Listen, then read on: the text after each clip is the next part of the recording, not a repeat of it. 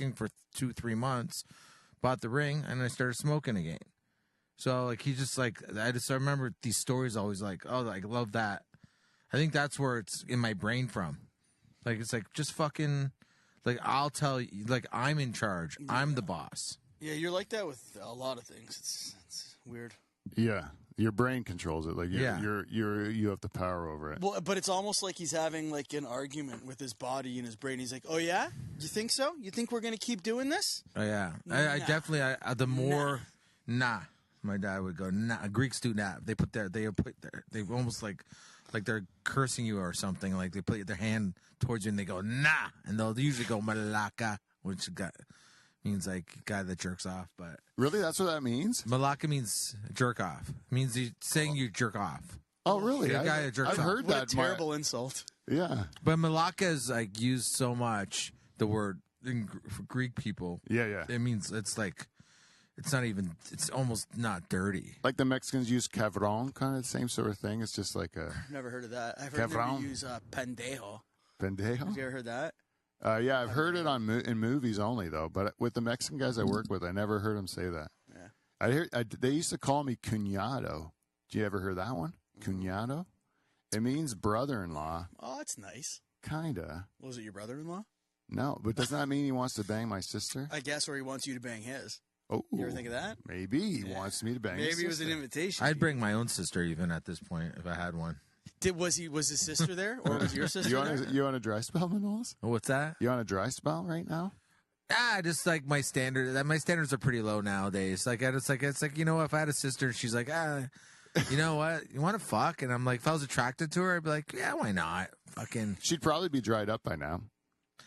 Well, in my brain, my sister's for some reason 20 years younger. Oh, I always thought it was. I don't know how, but this is my fantasy. Yeah, that's my fantasy. Well, yeah, you gotta have something. So, like, you gotta have dreams. Yeah, you gotta have dreams. Yeah. Did you ever like when you say your standards got lowered? Is it because of not having access to women because of COVID? Or is it because you're getting?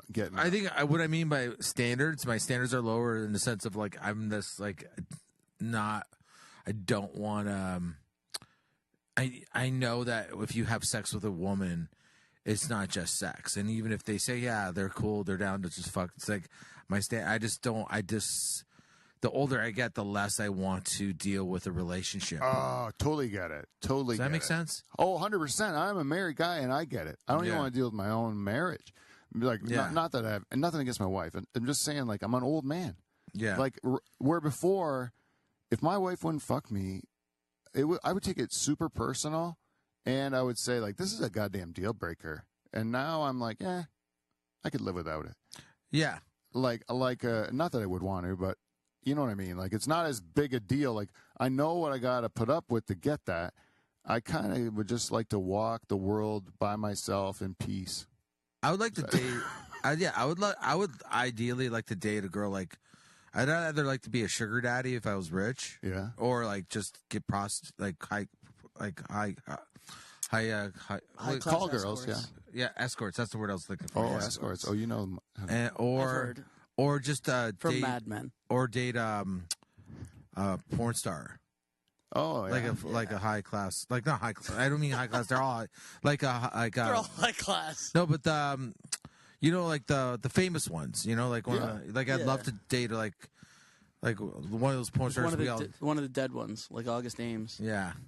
But because then I could be like, all right, she's hot. We're gonna have fun. She's gonna have sex with other dudes. And she can't stress me out about shit. Because I'm going to be okay with her fucking other. You said it this last time you were on the show too. This is what your dream girl is a porn star, right? Not a dream girl, but perfect. It would be like a perfect scenario. Yeah, because we can have fun. And I'm not saying, eventually I might fall in love with her. And then we'll see what happens then. That might be the hard. What happens, guys. Yeah, then I'll be like, maybe I'll get jealous, but I think I'm old enough and done enough where I think I could just be like, you know what? Fuck it. You know what I mean? You're going to rattle up with some dudes. Who cares? Yeah, and let's just have fun. Business. Yeah, so you get it too, being in the entertainment business, that like you can separate. Yeah, work. I obviously get to fuck other dudes too. Yeah. You know what I mean? Yeah. It's not. She doesn't get that much. It's all fine. But no, I mean, she wouldn't. She's Obviously, gonna she make would. a wonderful mother one day too. Yeah, she's not gonna care. I like porn. I think porn stars are awesome, man. I know you do. Yeah, I know that about you. Yeah, Manolis, you have good relationships with him. I've never met one. I don't know if he's ever. Have you ever met one? But you talk to them. You have a lot of friends. You're friends with a lot of them online, like Twitter. They engage with you. Oh, it's Manolis knows everybody though. Yeah. What's Elena Kushna? Yeah, she's a little hottie. I remember you. Yeah, she's. I would say I'm somewhat friends with her. Yeah, but she did your met. podcast, didn't she? Yeah, she's cool. Oh, really? Yeah, she did a podcast. She's cool. Is she didn't. She Canadian? didn't go to studio. No, she lives in L.A. or something. She lives in the States. But you know what I mean? Like, I would date her in a heartbeat and not tell her not to be a porn star anymore. You know what I mean? I'd be like, just fucking. It'd be perfect. Yeah, some of them like working. I just don't want to be. I don't want stress, man. I just think that's such a funny thing. Like, I got to go to work. I want to work today. How's work today? Was it like Kirsch? Kirsch? What are you talking about? Her name? Elena Kushna, I think. Where's my glasses? Oh, they didn't like that one at all. I think she's trying to be a porn star. Oh, okay. No, she's a porn star. She's just fucking a lot of dudes trying to be in the industry. I'm trying to find. You want me to see how to spell her name? I just wanted to see what she looked like, but it's no big deal. I don't want to ruin the flow of the show or anything over it because it's been. Hey, you know what? What? Yeah. Look it up, and maybe while you're doing that, I can do the thing on this show that we'd use to start it, called the theme song. Oh, but I need a soundboard. How's this thing work? Oh, there we go. Let's do the theme song thing, and then you can look that up, and we'll see a porn girl.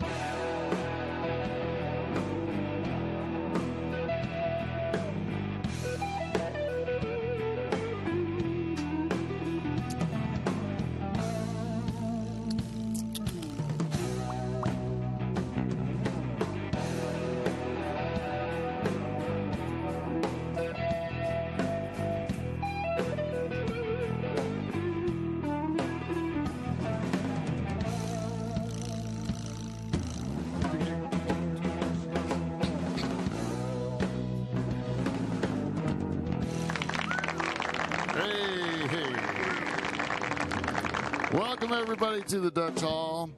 We are back in the Fool's Shed, and we are here for not really the season premiere of Season 9. And I say not really because my ambitions for this season have been dampered by Doug Ford and all of his lockdown bullshit. So now we're just sitting here, a group of 3. I think this is an allowed gathering right now of a group of 3 people. Plus, we're doing God's work. Podcasting is God's work. Hey, we're an essential service, as it turns out. But so we're going to delay the real premiere and have the next best thing, which is a great consolation. 2 great comics have joined us all the way from Hamilton. We have one returning as for a second time on the show. He's the godfather of Hamilton comedy. Ladies and gentlemen, Manolis Zontanos, everyone. Come on. Hello. Elena. Oh. Wait, hold on. There we go. I wanted to give you... Okay. Elena, and then Kush. I like Kush. Hold on. Elena. You guys bring on the porn star before your other guest. Yeah. This is unbelievable. This is part... Kushka. K? Kosh. O-S-H. Ka. Kushka. She's Russian. I don't know if she was born. Oh, yeah, there she is. Images. Yeah, she's. Oh, I know her. Yeah, we all do. Yeah. Yeah, she's super pretty, right? Yeah. So that's She's nice. I've talked to her. How did you meet her? It's online. Just online. I started tweeting her, making her laugh. Is that right? I didn't know I could use my humor for that, eh? That's something I've never been able to do because I've been so married with it, eh? But you've been able to use your comedy for pussy. Well, I have other ways too. Like I have never had sex with her, but I would love to. In real life, though, you've gotten girls with your charm. Yeah, well, I've gotten laid way more from stand-up than I have before stand-up. Definitely, yeah. Stand-up's been good to me in that way. Well, I can't wait to talk about it more with you, Manolis. But first, we'll introduce our next guest. He's also come from Hamilton, Ontario. He's been under the tutelage of Manolis for a number of years. Ladies and gentlemen, he's the Dutch Hall Virgin. Put your hands together for Chris Adoranti. Yeah, that's me. Thank you very much, guys. It's very nice of you. Yeah, great to have you in here, Chris. Thanks, bud. What I wanted to, well, we'll get through the introductions, but I have one thing I wanted to talk to you about with regard to your appearance on the show, This Is a Thing. Yeah. Yeah, I was fascinated by you and that. I couldn't stop staring at Get you. out of here. Yeah, and I have to tell you why. But first, Okay. we must introduce the rest of the cast. Yeah. Ladies and gentlemen, the only person that's come, Kevin Fingers Van Dungeon is unable to be here. Derek Beaver Van Houten is on hiatus. And so the only person is part of the team that has shown up is our good, faithful Robot Dave, everyone. Robot Dave. Thanks a lot, Pete. Okay, Dave, this is going to be tough because I got to do this robot thing with one hand. Okay, so, Dave, basically, I don't know if you guys, I got a bit to do with this guy. But first, I forgot, I have to introduce myself. Hey, when I say two-time, can you guys say two-time?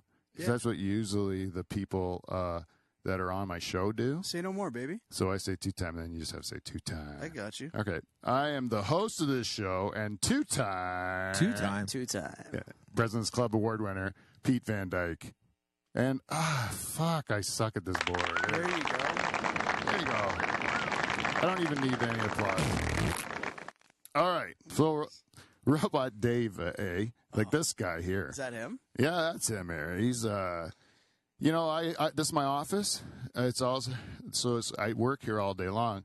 So this dead-eyed motherfucker will stare at me the whole day long, and he gets to be kind of a pain in my ass, you know. And I don't know how I'm going to work this. Anyways, this guy, I forget he's a robot, right? He's a robot. But he also has the sex drive of a human man, right? And so he gets to be quite insistent talking to me about, like, the shit he's into and stuff. Right. So, and I had to park the vacuum cleaner beside him there just so that he could settle down. He found her attractive, and now they've been dating for a while, him and the vacuum cleaner. Let me see here. Great dynamite gal. So, We're happy for you, Dave. what, is his mouth still moving?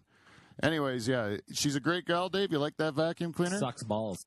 Oh, He's that's got his, probably mouth, why he's you got like his it. mouth open like he's trying to return the favor to the vacuum cleaner. Yeah. Anyways, you know this fucker here, his girlfriend might not be too happy that she's that to find out what else this guy's into. Like, he keeps bugging me. He wants to go. First of all, he wants me to put on It's a Small World After All, like the ride videos on there. All right. That's his favorite thing to watch altogether. Oh, That's fantastic. yeah, he loves it. He loves that. And then he likes me to he gets himself all worked up, you know, and then he wants me to take him to a barber shop, and he really wants to go to a barber shop, you know. He's got this whole thing. You want me to tell him what it's all about? You want me to tell your vacuum cleaner girlfriend? Come on, tell us. Please. Wait, this is going worse than I expected. No. Okay. By no, do you mean yes? Yes, that's exactly what I'm saying. Okay, all right. All right, let me see. Want me to, like, get into it? Yeah, I do. Why don't you get into it? Tell me about your little sick fantasy you have, okay? Honestly, what I do is I sit down in the barber chair, put some lubricant in there, pay the guy $26. Hey, that's what you do, eh? Yeah, that's great. Sick man, Dave. Yeah, he's a sick fucker. It's like a school bus boner. You're in your nutsack, man. All right, that's it for Robot Dave. Now, Robot Dave has said that.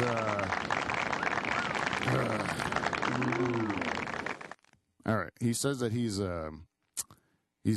sick of me telling him he doesn't work on the show enough, and for this particular show, he did write a series of jokes to show that he has contributed He's working. for the show.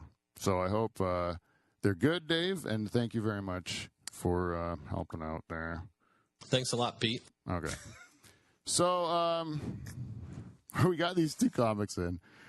He's never seen that at Robot, eh? He's refused to come in. He knows something's up, but he won't. His kids have all seen it. Right. The real Dave.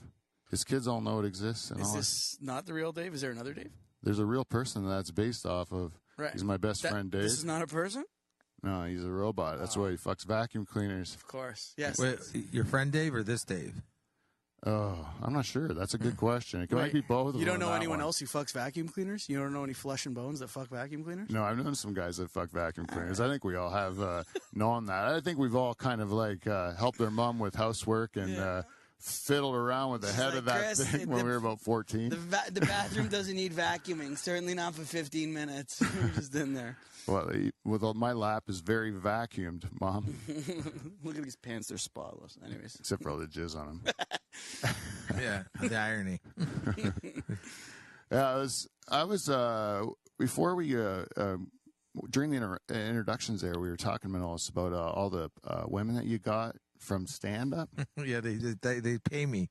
Yeah. Like when they don't have money for the show, they give me women. Yeah, but there is something about Manolis's moves. They're effortless, eh? Like he does them without. Like, do you find, or do you see it? Because you know him better than me. I don't know if I do. I'm learning something new every day. But you're very comfortable with women where I am not. You know, that's what I would admire about you. You don't seem to struggle like Manolis is not, if I can interject, he's not like one of those guys who will like pounce on a chick or like, he's kind of like, yeah, I can take it or leave it. And then those ones, I think, like him. I think that's what I find anyways. Well, and he's genuinely like a good person, a nice guy. He's not an asshole. Yeah, yeah. So sometimes girls like assholes, sometimes they don't. You know what I mean? Yeah, I'm definitely better when I'm outside of Hamilton too, where they know that here's the rub. Here's where the genius lies. It's simple. If you're on the road and they know that you're just passing through, they know they don't have time to dance. So if they want to get laid too, they gotta just do it. Right. But if you're in Hamilton and they live in Hamilton and they live in Hamilton, it changes things. Right. You know, they're like but if like you're in Calgary, she knows like I have 2 days. I'm gonna fuck this guy. If they want to fuck you, they're gonna fuck you. And here's the thing though, but yeah, obviously you go for it, but you just have fun. Just have a fun night, have fun, get to know them. Like be into it, you know? Yeah. You know, just don't be like Make him feel special. well, No. yeah, in a way, I guess. Yeah. Make them feel special because they are. Yeah, wouldn't it be special though? It would be for me. Like any time a girl would lay down naked and let me put myself inside of her orifices, you know, that would be a special day in my life. Sure. Yeah. Any orifice. Yeah, I'd take them all, whichever. I'm not picky. I think it's fantastic. They're just I would be so appreciative. It just keeps thanking them. Oh fuck, man. One time I told a girl I loved, like in the middle of sex, I just because I thought it would be funny. I'm like, I love you. Like just said it right to her. Like, and But you meant it at the time too, I meant right? it at the time, but like, and she was like, it was cool, but it was like, there's that little line of like, this is insane. Yeah. Like, what are you saying to me right Crazy now? man. Oh, it's not for real. It's just my cock. Yeah. It's just temporary. Was cock. that like a one-night stand or girl you just met? That was a one night stand girl I just met. I've had I've had a handful of one night stands, but like they're what's awesome about them, they were like fucking top notch, like really hot chicks. Like I was so stoked that it was like I had some one night stands where like I can't believe I'm fucking this chick, you know? Yeah, I've said that too, but it's like the other way. Like not in a good way. Oh yeah. Oh, like I can't believe. This chick. Oh, in the bad way. I thought you meant you can't believe she was fucking you. Well, that too. I'm sure. I'm sure we both could have done better. Literally, I was thinking about this. I've been thinking about this a lot. There's literally nothing better on this planet. Like the women drive me crazy in a way. There's nothing better than women. No. There's nothing better. Well, nothing like drives a man to murder and like lie, cheat, and steal and do all kinds of other shit. Like nothing else does that besides pussy. Yeah, but like money you cheat for and this and that, but nothing like pussy. Nothing. There's nothing in this world that makes you do crazy If women shit did and exist, abandon your morals and your values like fucking pussy. I'd probably stop doing stand up. I would probably stop going to the gym. I'd probably just turn into a round ball of fat. without the motivation of women. If there were no women, if women didn't exist, I would totally give up. Yeah. Yeah. There's like women are like the best thing in the world, man. Well, you know, this is me trying because there's women.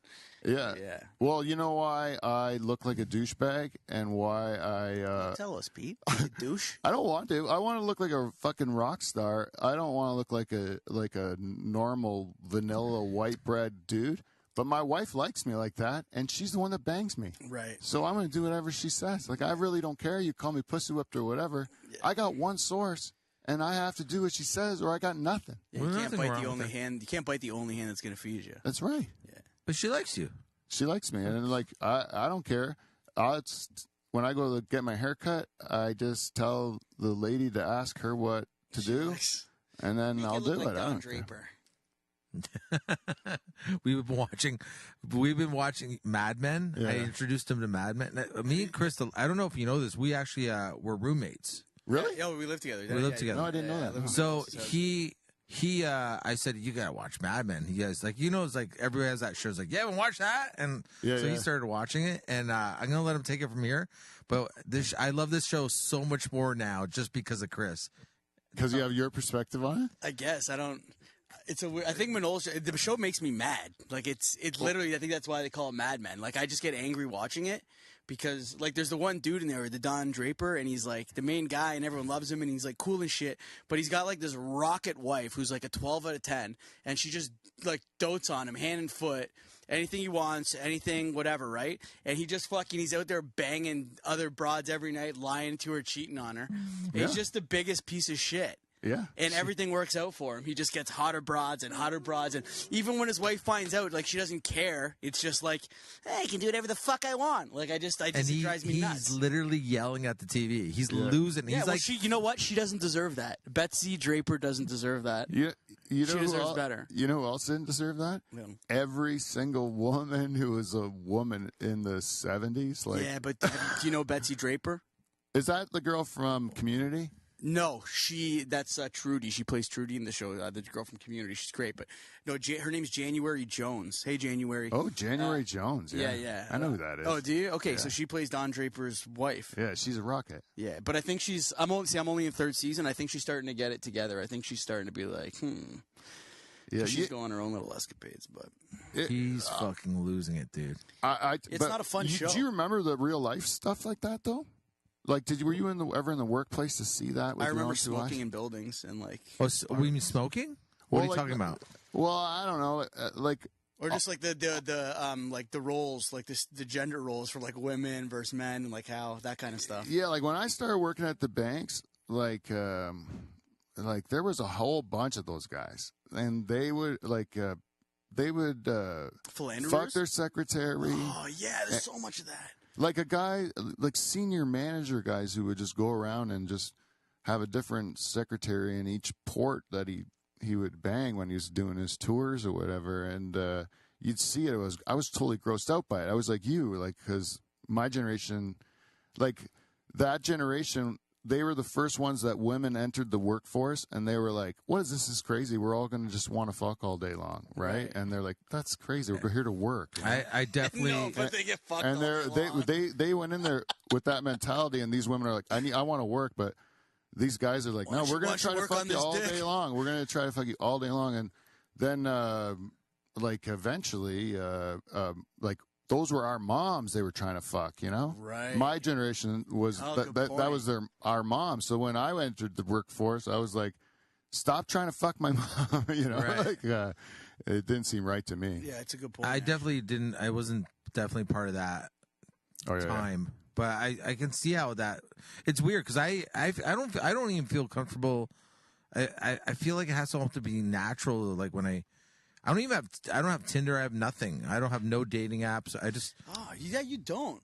No. Yeah, he vicariously through me. He always asks me, or like he knows if I'm talking to someone on like Tinder, Bumble. But I never even thought of that. Yeah, you don't even have one of those. No, I used to, and I was just spending too much time. And then I'm not a man that likes. I'm not a person that likes texting at all. I don't like. I'm not good at. I'm not a fast texter. I don't like. I'm not a good speller. I'd rather just have a conversation with a person. You know? Yeah. So like, fuck. This is like. So even if I do match a girl, and I'm like, fuck. Yeah. Now I gotta fucking talk to this chick. Yeah. But not because like I gotta talk to a broad. I don't mean like that. Now I gotta start using my notes. thumb and fucking. Yeah. So I don't know. What do you like? What do you? I'm like I'm not dying for pussy that much. Yeah. Like I am, but I'm not. I just rather get things on my own terms. Like, you know, like fuck it. Like I'll just, if I meet a girl and we click and we have a conversation, you know. Yeah. I agree. Well, Yeah, some I of think us are dying for pussy. I think Well, some of us are dying for pussy. So. Yeah, well, yeah, but you're also respect. fat. You can read and write and type and spell. I do hate that though, like what you said, like all the texting and bullshit, like the formalities that go on from the get go. If I had a personal sister, I'd way rather meet someone in person where it's like spontaneous and like there's something actually that you like. You know what I mean? Where you have like a mutual attraction or like there's some kind of connection or something where you notice each other or talk to each other or something, right? Yeah. Whereas over the internet, it's like fucking. We were watching. It's like you're literally shopping and you're just like, I don't like this. No. What's it reduces people down to such a what weird is the thing. hottest thing in the world? We were talking about this the other day. We're watching. Sorry, you're gonna say something. No. Sorry. You know what was that movie? 100 Ways to Die or something? Million Ways to Die in the West. Oh, Yeah. Oh. But remember, what's that beautiful actress's name? That Charlize Theron. She's like the love interest. Yeah. Right. Yes. So there's this couple times where he says something really. The guy, what's his name? Seth MacFarlane. Seth MacFarlane. Seth MacFarlane. Whatever. Yeah. Seth. Yeah. He makes they're funny jokes, but she like you. They almost look like she wasn't even acting, like she was belly laughing, and they're like something. So that's what a fucking turn. If you meet a chick and you're clicking, but you're making her laugh, and she's into it, that's the fucking best. Well, especially I think as comics too. It's like if you make a girl laugh when you're alone, it's not because you're on stage and you're like the person on there. You know what I mean? If you're making them laugh, like you're right. It's like the best. It's thing the ever. best thing in the world. The quality I find hottest in a woman is the fact that they like me. Yeah, It really is. Like that's like all of a sudden, ugly girl gets hot if I find out she thinks I'm good looking. It's or so something. true, man. Yeah, I'm like, oh, you. Well, you see it all the time with like, well, not all the time, I guess, but like you see it with like, it doesn't take much for a girl to get a guy. Because they're like, oh, you like me? Okay, let's try this. There's the other way around. You're a guy chasing a girl. It's like, what are your qualifications? Or you know what I mean? You have to. I forget what that's like, man. I wish I could chase a girl. Oh no, you don't. Well, no, that's that. I don't want to get her. No, I know what you mean. The chase, the game. Yeah, I don't ever want to get her. I Just got do some of that. Go meet your wife at a bar one time or something. I know what she looks like. Throw on a mask. You just go I try like to pick my someone else up. I like my wife. No, of course you do. And but You like your wife. That's very good. No, but I'm I mean sure like she'd be thrilled to hear you say that. No, but I mean like she's like we've been together for 31, 32 years. Really? Holy. Yeah. Holy shit! When did you guys meet in like grade 2? Like, what do you mean? We were 16 and I'm 48. First date was in the sandbox. Yeah, like what? Yeah. Yeah, Did so you bang her when she was 16? 17. 17? I shouldn't say that on. That's pretty hot. Yeah. Do you still think about that day? Does your dad listen to this? My dad or her dad? Maybe. I don't know. Okay. Sometimes, but not this Hello, far. sir. He would have already bailed by this. He would already. There's a 0% chance, I think. Maybe her brother, but anyways, I shouldn't have said that on the air.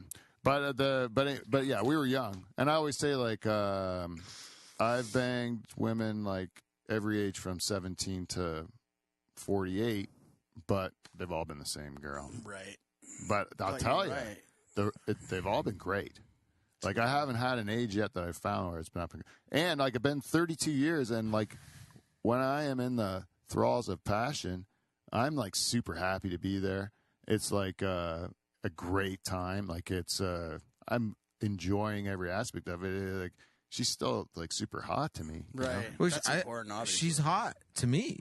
I've Yeah. seen your wife. She's a hot chick. Yeah, I haven't like- seen her yet. Yeah, she's hot, dude. Like, I mean, like, she's what's her secret? Just like she's blessed with like good genes, or a wonderful husband. Does she like eat well and exercise and all that? Like, Yeah, she looks really young too. Yeah, she works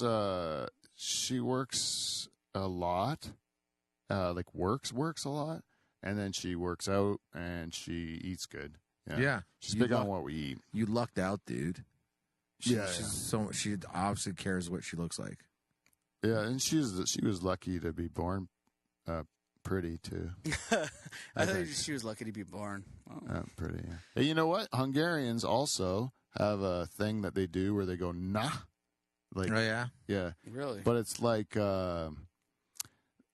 an old Hungarian joke. Is that they go what's Hungarian foreplay, and it's nah, and they're like elbowing, and that's just because it's like a nudge get people to get moving kind of word, but or like just like they've had enough of talking to you, like just move on, nah, enough. All right, we're done. Like we're done here. Yeah. Fair enough. That's good. Let's just fuck. That's the joke. You're Italian, right? I am. Yeah. This is an old Italian and Greek joke. Okay. All right. This is a street joke, right? I love it already. Okay. So there's an Italian and a Greek that are sitting around, and they're arguing over who's better, the Italians or the Greeks, right? And the Greeks going, it's easy. The Greeks are the best, you know. We invented everything. You know, we invented politics and science, and we invented mathematics. We even invented sex. And the Italian says, yeah, but we invented it with a woman. I love that joke. That's an old one. That's a street joke? Don't you think that's an old street joke? Yeah. I've never heard it, though. Do you have a living room joke? Oh, a living room joke? Do you have a kitchen joke? I don't know. I love that it's called street joke. On the street. Do you have a boulevard joke? Yeah. Do you have a crescent joke? I like to write street jokes again, like just write those but are like the from best, scratch, bro. like a from scratch street joke. My favorite. It's not a street joke, but it kind of is. It's like, but the Norm Macdonald joke about the pig with a wooden leg. Do you know that one? No, I don't. Oh, even buddy, think I can I don't know tell how it? I don't. Yeah, go ahead. I tell this joke like. Oh, okay. Yeah, go ahead. It's my favorite Norm joke, but so it's like this is Norm telling it. He's like, yeah, so I was back home and I went back to see my parents. My neighbor's a pig farmer, so he says, Norm, you got to come over and see my pigs. So I went over, saw his new pigs, and this little pig ran up to us. It had one wooden leg. And I said, wow, Pierre, that's the pig farmer's name there, Pierre. And I said, Pierre, what's with this pig with a wooden leg here? And he says, that's a very special pig. He goes, this pig saved my life. One time there was a fire in the house. This pig broke out of the pig pen, ran up to the house, knocked his nose on the window until he broke the glass, woke us up, and he saved my wife and my son and my life. We ran out. He saved our life. I said, wow, that's amazing. He says, yeah, another time he was wandering around and on the property. He saw my son down in the well. So he came and got us and brought us back to the well, and we saved his life. I said, well, that's amazing. I go, but you never explained about the wooden leg. Why does he have a wooden leg? And he looks at me and says, Norm, a pig that special, you can't eat all at once. That's so good. That's a good joke. I love that one. He's the best. Best, bro. Yeah. I got one more Greek and Italian. Buddy, I love it. Or one more Greek and Italian one? Yeah. I like these kind of jokes because when I was a kid, like my dad, because we have a lot of European immigrants around here, you know, and like all the farmers from Europe, when they had like the Belgians and the Dutch and the Hungarians and the Portuguese, you know, and so all the different people that came from different places or whatever. And so they're all in my grade school class, you know. My dad always asked, when I asked to bring a friend over, what's his last name? And then he would proceed to make the according jokes for that culture or whatever it was. Yeah. Love it. And then normally when him and his buddies would get together, they would be there'd be a Belgian or a Portuguese or something in the mix. And you'd hear those jokes as a kid. You'd hear like them like busting each other's balls, you know, and it's mostly based on wherever their parents immigrated from, right? And then, so as a kid, that's the stuff I heard, and they're always hilarious jokes, like I thought, you know, because everyone was laughing, and I thought it was funny.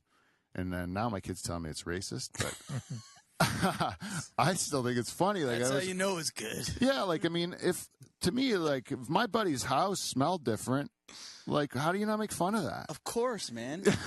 Like, how come when I have a glass of water at your house, it tastes like fish? You know? Yeah. Like, that doesn't make any sense to me, you know? The Doesn't- dishwasher doesn't Right. work in full capacity, probably. It gets mixed up with all the fishy water with the dishes Yeah, I don't know what's going on in that house. sometimes. But that's funny you say, like, the smell of the house. I think that's people's, like, unique smells to their houses are so funny. Yeah, Where it'll yeah. it's funny, like, if I go to my parents' house after a while and I like, holy fuck, this house smells like fucking pasta or, like, garlic. You know what I mean? But I don't notice it. Yeah, my in-laws' house smells like cabbage rolls. How about Indian food? Love it. Love to eat it. Yeah, Hate but smelling it remember in when the you're house. no, but yeah, when I was a teenager, you'd be in a building, you're like, oh, that smells horrible, and then now you get older, you're like, oh, Yeah, what the fuck's cooking? I'm so Yeah. hungry now. It was because it was so foreign to us as kids, I think. And then now It's so weird, and we weren't as open minded when you're a kid to try new things. And we probably never ate the food, so we couldn't even associate the smell with the taste. And now when we smell it, we're like, oh, I know what that is. It's tandoori chicken. It's delicious, you know? Yeah. We've ate it. So Maybe that's what it is. I think. But I don't know. I don't know. Like, I hate to say it, but like I remember when I was younger, I used to think Indian food or like curry smelled almost like BO. I think it's just because like for some reason maybe it's a lot of onions or whatever, and the smell of onions kind of reminded me of that, or maybe it's just the way I smell. Yeah, You know what I mean? When I smell bad, but that's what it reminded me of. And then I got older and started tasting it, like you said, and then it was like, oh, that smells amazing. Were your parents old school Italians? Would you make your own prosciutto and stuff like that? Yeah, for sure. Oh, Like yeah. that and like our own, our own sauce. Like my mom came here. You grew up that way too, right? my dad made everything. Yeah, So right. my dad did most of the cooking. My mom did a little bit of cooking, but my dad was like, he could have cooked for an army. This is a wild story. Not wild, but I love this story about Manolis' dad. But he has they have this tree in the front yard of the house. Yeah. And it's native to like basically Greece, I think. Oh, that's where it's from, right? I guess so. It's I think it's called fika or something. Okay, like whatever. It's this tree that yields like this fruit. They look like almost pears or something, right? There's weird fruit. I didn't know what the fuck they Like were. almost like And then- giant lemon. Yeah, and then there was like one day or like one weekend, it was like everyone, all the Greeks in the area, like smelt the fucking air or the dirt. Or I don't know, but like they all congregate to the house, and they pick the fruit off Manolis' dad's tree. Yeah. I guess they used to do this every year, probably, right? Yeah, for years. So My dad's they dead come by. now. His dad passed away this year, so they come by and they're all just picking. They're walking away with bushels of it. I'm like, what's going on? And some of these guys will come back. They make this thing. It's like almost like a jam, but it's like this preserve where they boil this fruit down with tons of sugar. They keep adding sugar and keep boiling it down, keep boiling it down, keep boiling it down, and then put it in jars. And it's like this jam of like the special fruit. I don't know what the fuck it is, but it's the most delicious thing ever. Yeah. It's unreal. So we put it like so all these people will come back, and because they're like thankful for Manolis letting them take the fruit, They'll give them the they give them jars of this shit. Oh, cool. That was amazing. Yeah. And then I let Chris try it, and I put it on ice cream one day, and him and my buddy Mike Sr. like lost their shit how good it was. Yeah. Yeah, that's It's just like crack, dude. Like I ate the shit out of it. And like I bug Manolis, I'm like, you got any more of that? He's like, no, you have to wait till next year. I'm Here like, it what? is. Here it is. I Next found it. year? You can't wait a year for It's more of that. So you can buy these in Fortinos, right? So my dad planted 3 trees on the house yeah. because he just wanted. It's no wait, yeah, it's Quince Quince. Quince. That's what it's called. Quince. I wish you could have brought some, Pete, but I ate it all. Like Quincy. Yeah, There it is. there That's it it. is. That's So the one. my dad has 3 trees on his property that grows those. But like these trees, you look at them and you think, "There's how many can this one little tree have?" Like there's probably like 300 or 200 on one tree. Really? Yeah, but when you go to 14, I've seen them at Fortinos. They're about $1.50 to $2 per For one of them. for one of them. So like when these Greek people come around, like like his friends, different friends, they just take a couple bags each. But like so like I was like so dreading it, dude, because it was my dad was dead, and I'm like, fuck, the tree's almost. I knew it was ready to. I knew they're just gonna come. Yeah, they don't care. like crows. No, I know. Yeah, they don't care. They're like, I know your vultures. dad's dead, but I come every year, Yeah. and I'm like, yeah. Your dad wouldn't want it to go to waste anyways. No. So they'd knock, and I'd say, yeah, just I take as many as you want. I'd tell each person Go nuts. to go nuts, and Yeah. but it's like It's like, yeah, they cleaned it all. Like they got it well, all. then if you got to think of it like that, if they're probably taking some of them like 50 to 100 of them, that's like $300 sometimes, or like they're taking more. You know what I so mean? much. This A lot of money. I was like, those tree paid for themselves. I'm sure of it. Oh my The god! shit that he Every year, man. I if I ever sell that house, that's what I think is going to be hilarious. the Greeks going to that new family's house that they have no clue about. Yeah, that's hilarious, bro. Yeah, that would be funny. That would be funny. Just like some new white family or whatever. They have no clue. There's all Come these from Toronto trying to take advantage of the Hamilton market. Next thing you know, they got a fucking bunch of malakas on the front yard eating fucking these Quincy's. I love it. I have to fucking go. And there's the thing. Some of these people are old. They're like my dad's friends, right? So they're like, oh, I'd say, yeah, help yourself. I can't. Can you help? So then I have to get a ladder, and I have to go to the ones on the top. So I'm picking the fucking tree. For these old people that can't even get. It's just fuck. Yeah, but they still want. That's the thing. That's why they're still alive in their 90s. Probably is because they are still going to get the fruit to make. That's true. They still have that purpose, to live for. Exactly, purpose. Yeah, yeah. Another thing I want to say, funny with Manolis and old people, is his mom's in a home now, right? This place in Hamilton. It's a nice place. Willow's Grove. Sorry. Shout out to Willow Grove. And so he brought me there one time to see his mom, right? Because I know his mom. We talk. She likes talking to me. We have convos. And so he's like, "Come by." All right, yeah, okay. It was by Christmas, so we go, and it was so funny, fucking walking through the halls to go see his mom, because we had to go down a hall, upstairs, elevator, fucking down another hall, right? Every 10 feet we're walking by, it was like I was like a freshman in high school and he was like a senior. We're walking through the hall. He's like John Travolta and like fucking Saturday Night Fever. All the old ladies that are there, they're like, "Hi, Manolis," and they're like, stop me. He's like, "Hey, Susan, Tracy, how you doing? It's Bernadette." Like he knows them all by name. Like they're talking to them all the whole way to his mom's room. It was the funniest fucking thing I ever seen. There's Lois. There's Margaret. There's Jackie. There's who else? What was that? What was their name? Margaret. There's Margaret. Phyllis. There's a Phyllis. Of course there is. I know. So I know almost all. I want to know everybody's name. I am horrible with names too, but I know almost all these ladies' names. Yeah. Almost all. Like you are bad with names, and somehow you have all of these fucking in the chamber ready to go. I'm like every day. Hey Sarah. Hey, I'm like, hey Jackie. Hey, like, hey Lois. Yeah. And they fucking dude, because they're all old as fuck too, right? And the one girl was like, "What about me?" She was like facing the other way. We were walking by. She's like, "What about me?" He's like, "I'm sorry, Sarah," or whatever the fuck his name was. You think I forget you? Come on. But I'll talk to them too. I fucking. Well, they're great. Old people have lots of good stories.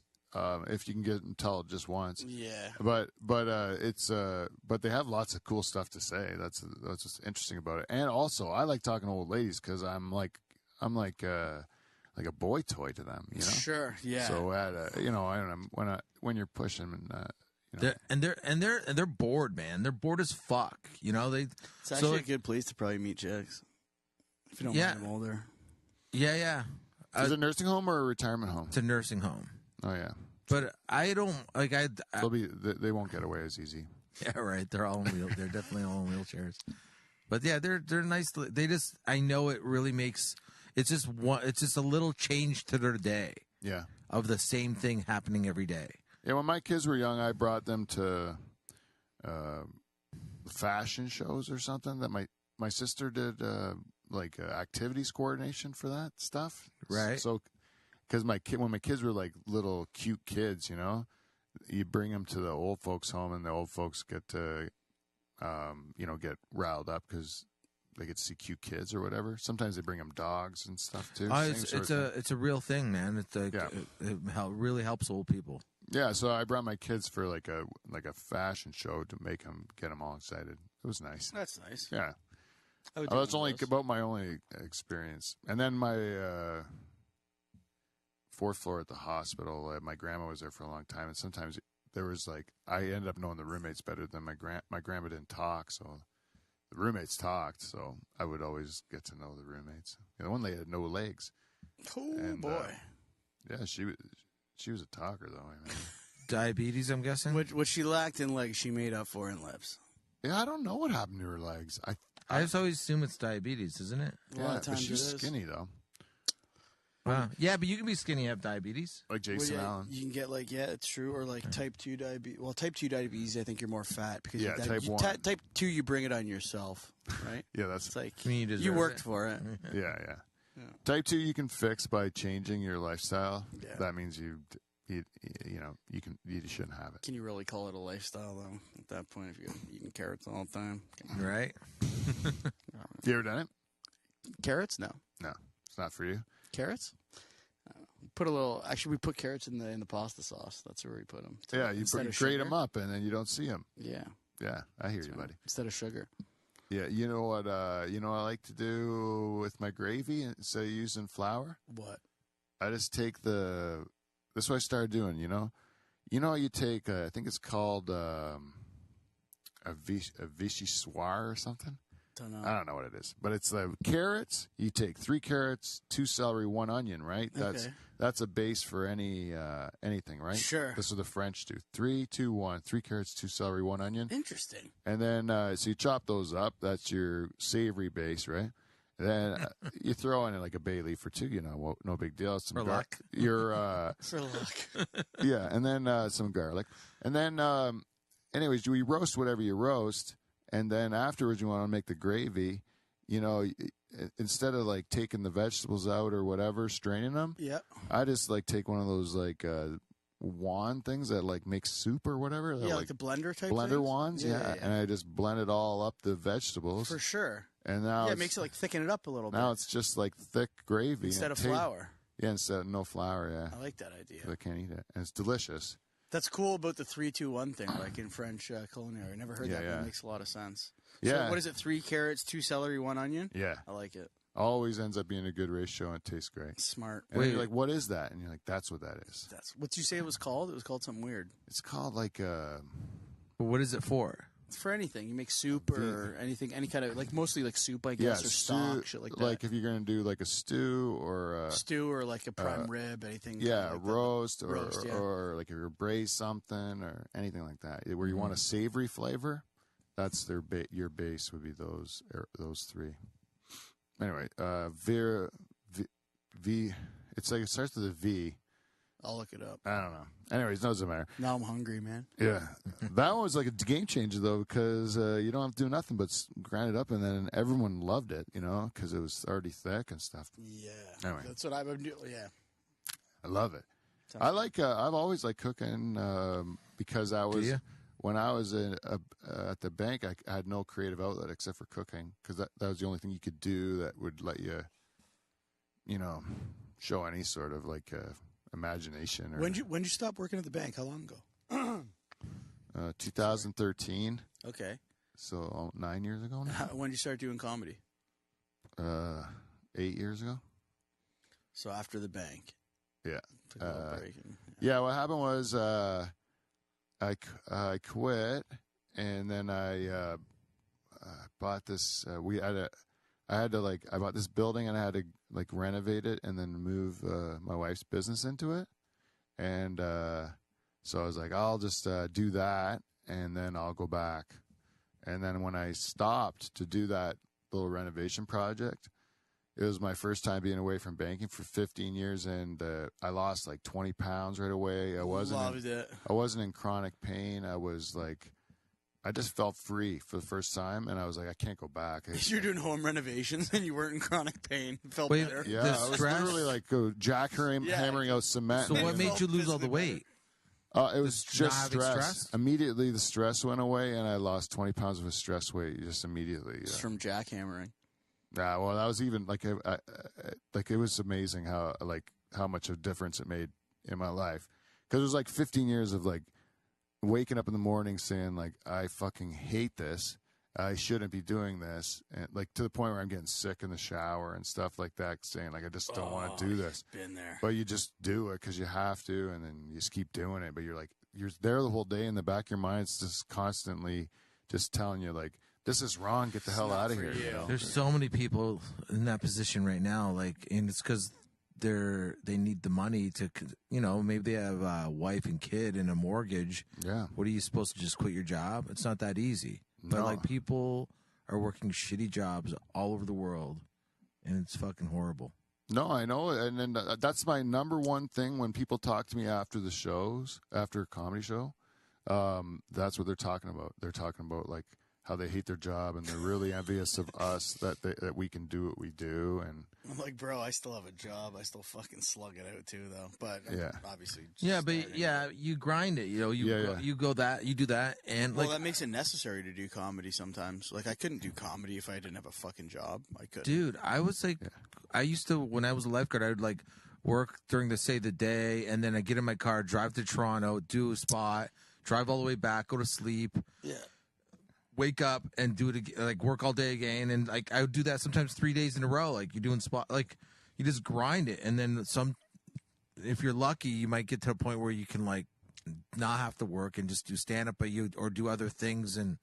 But it's hard, man. It's like it's a long road. That there's a lot of successful comedians, especially in Canada, that have jobs For sure. yeah, I mean. I work harder now than I did when I had a job, for sure. Really? Like not even close. I work so much harder now than I ever did when I had a job. On creative outlets, you mean? Or Well, on my just trying to make shit work without a job. Like so I decided I'd take one job and replace it with like 10 jobs that made a little bit each, and so I just make a little bit from each of these little places and it equals the one job that I used to have.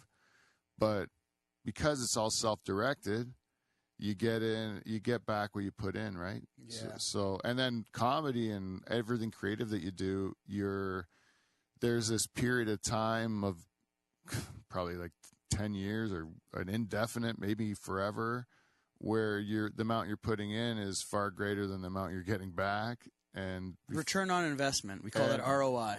Yeah, and you're not, and comedy is like doesn't use that equation, like it's not about that. If you're doing that, I don't think you're doing it for the right reasons, like it'll happen. Like it could happen. It could happen, and what will happen will, but you don't know how it's going to happen. And yeah, even if you have a plan and you're focused and you're trying to do it's not going to happen the way you think. Two rocks. Yeah. Never. Yeah, it's just the difference. And Canada is just it's so much different than like yeah. Yeah. Go ahead. You ever think about leaving? Sorry. Yeah, I think about leaving. Maybe like if my mom one day, like my mom, I visit my mom every day. Yeah. Like and I'm in the same boat. I can't. My parents and my parents. Like I'm Greek, man. You know what I mean? Yeah. Like the idea of if I left like fucking Canada and I was like in New York and all she could do is just talk to me on the phone once a day, she'd be devastated. You know what I mean? Her sadness would destroy me, and it just sucks. Like we're like like most I don't think European. We were talking about this, me and Chris, about Europeans, I guess in general, probably maybe most kids are just raised with guilt. Yeah, like I'm like we're in that boat. I'm in that boat too. Like we're Dutch Hungarian. Either way, it's Catholic guilt, and it'd be great to be like a sociopath or whatever you call those things, where they just have no emotion. Yeah, I know. I think about that too. It'd be great to be a psychopath. But it's not like I could just say fuck you to my whole family and just leave. Yeah, I feel terrible about thinking that sometimes, but I do, because like it's hard. Like you're trying to get your own shit together, and then you got a family to think about. Then now you got to take care of your parents on top of that. And then, I rather my mom not be lonely than me being, say, famous. Yeah, well, I mean, but who wouldn't say that? Well, yeah, I mean, I wouldn't be able to forgive my. I don't know. I think there are people that would say that, though. I think we know people. There's lots, dude. There's tons of people that are like, I don't know. I think about this too. Like, yeah, we're lucky that we have families that haven't pushed us away or made us feel like we're, not welcome or what. I see people that they don't have a relationship with their family, and I just don't get it. I'm lucky. My family's very important to me. Like my cousins are. Like I have 29 cousins. That we're all like super tight. Like Right. Like that's really tight. rare. That's great. And so like it's like family's really important to us. Like so like we don't when we see somebody that doesn't have a relationship with their family, it's like I just feel sad for them all the time. But maybe they're free, like maybe that's the. Maybe they are. Maybe I don't know. Maybe they're. I wouldn't say I'm happy. You know what I mean? Yeah, But I would definitely. I think everyone fucking wants what they don't have. So like if you're saddled with this where you feel like you have to be there for someone and you're longing for the freedom of something else, but then there's the other side where those people you may think they're free, but they're longing for that connection probably. That's right. Yeah, you know what I mean? I think everyone's like that. You always want what you don't have. Yeah. Well, I tell you, man, when I watched my dad die, and my heart was shattered. You know, and I think and I see a guy like that doesn't have a dad, and I'm almost jealous that he didn't have to go through that pain. Yeah, but it's one of those that's like one like I in the last little bit since I've gotten help from a therapist and I've done a lot of philosophy work, like looking, and I got cancer, so I do a lot of stuff about death. I think about existential type shit. Yeah. I was that way even before I had it. Like I just kind of went down a rabbit hole of that sort of stuff. And my belief is that like there's balance in the universe, and that you can't have anything of good without something bad to balance it out. So you can't feel bad like you felt when your dad passed away unless you loved him like you did. Right. It's almost like the price you pay for getting such a good relationship. Yeah, you got what you got, and that's kind of like what you got to pay. Yeah. I think that's a really kind of profound thing, honestly. Like the in terms of balance, that makes a lot of sense. Yeah, it's like you can't feel love without heartache. Yeah. Like you can't do it. Like you can't feel happiness without. It's like sadness. because there's no It's the other side of the coin. Yeah, well, there's no basis for comparison. Yeah. Like relativity, right? Yeah, if you're orgasming all the time, you wouldn't even appreciate an orgasm. That's right. Because it would feel like normal. It's like I always remember thinking like when your heart's broken from a chick, and then when that day comes where you realize you're not broken anymore, your heart's not broken, you're not missing her, and you're like, there's a different kind of, you almost like, there's a different kind of sadness. It's like, because like a day before, at least you did still care, and now you don't care about anything. Yeah. You know what I mean? Not like like you still care about your family, but like there's like the broken heart is still like love. Yeah. You still had this love that existed. Yeah. And now this love, now I'm like, I don't really care if she, like, I'm over it. You're over it. Yeah. You're over it, but you're like, but that love is gone. Yeah. And that itself is almost sadder. Yeah. You know what I mean? Yeah. It's like if you go to tell jokes and someone in the audience hates you enough to stand on their chair and say, I hate you, you know? Mm-hmm. You evoked emotion from that person, you know? That's way better than if they just were like looking at their phone. Right. You know, they were paying attention to your act. They were engaged with it. They felt something by your words. They hated you, but isn't that better than if they were just could care less and they were indifferent to your act? You know, like it's the same sort of thing. It's like if no one cares, it's not unpleasant. But if you can make people care, then you know some people are gonna hate it, some people are gonna love it. But at least they're feeling something, you know. Yeah, 100%. That's the way I look at it. I don't care if a person, like to me, if a person's upset with a joke, I'm almost as happy as if they're not upset, but like if I get a shock response or even if it is kind of like it's not as good as a laugh, but at least it's something. It's like at least they're listening, and at least I'm hitting them somewhere. There's something there. It's a spark. They feel if I can find a way to like get the right people on board, or tweak it a little bit so that it becomes there's no way for it to be anything else but funny. Like, or if you can't deny the funny in that, Yeah. but at least you know there's something there. There's another spark, something to work with. Because they call comedy, like we try to argue as comedians, at least our association that represent us, they try to say we're an art so we can qualify for money from the government and stuff like that. But like, that's what an art's supposed to do. A great art is supposed to evoke emotion, right? Yep. Yeah. So like, I know we're supposed to evoke laughter. See, yeah, I do kind of think about that though a lot. But if I was to make you like sad for a piece of my set, am I a shittier comic? yes, you're Hannah Gadsby. Damn it! Yeah, sorry, dude. You Hate to can't say ever it. work it in good. You can't. What? You can, but you know what I mean. That's Yeah, that's I what know what you mean, that's yeah. that's, and I hate to say it, but that's the first person I think of when I think about that. And I'm like, Yeah, well, but you still need well, maybe I'm jokes. onto something. Maybe you're right, but you can. I find you can always find funny in that, and sometimes it's not easier, but. If you're taking them down a path of like I'm going down this existential road or like with a bunch of meaning, and then you can fucking bring funny out, like undeniably funny, it's great because it's such like a misdirection too. Yeah, I think in order to do that, you gotta dumb it down to the lowest common denominator. Like you have to make sure that you're not saying anything smarter than anyone in your audience because you'll lose them because the subject matter is too heady, you know. Yeah. So you gotta like almost talk about it like you're.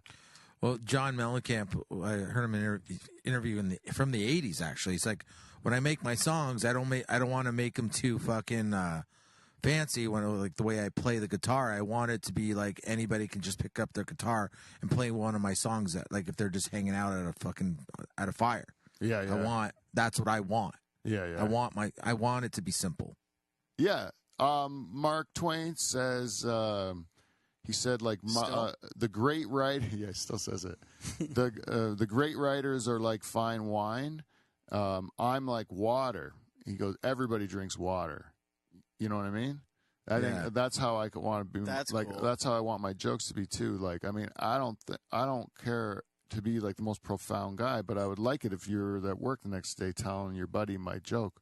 You know, Right. because and in order to do that, you gotta make it simple and easy to remember and. A smart In the language they would speak. I think a smart comedian will know how to make a joke simple, or like you know what I mean? Because like if you're trying to make it all wordy, or Yeah, I agree. Then you're That's why street jokes are the best. They're so simple and basics. It's like Hey, I was watching a video about songwriting with my daughter, and they said to make your songs better, and I think it could work for jokes the same way. They said go look at all your jokes and underline or songs. They said, but go through all your jokes and underline the verbs. the adverbs and the adjectives.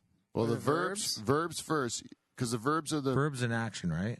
yeah, Yeah. verbs the action word, and those are the power word of the English language. So like, like the example they gave was like you can either the girl walked into the room or the girl slithered into the room. You know, just by changing that one word, you're like changing the whole connotation of it, and you gave her. You can see her now move in. It wasn't just what she to was make doing. the song more.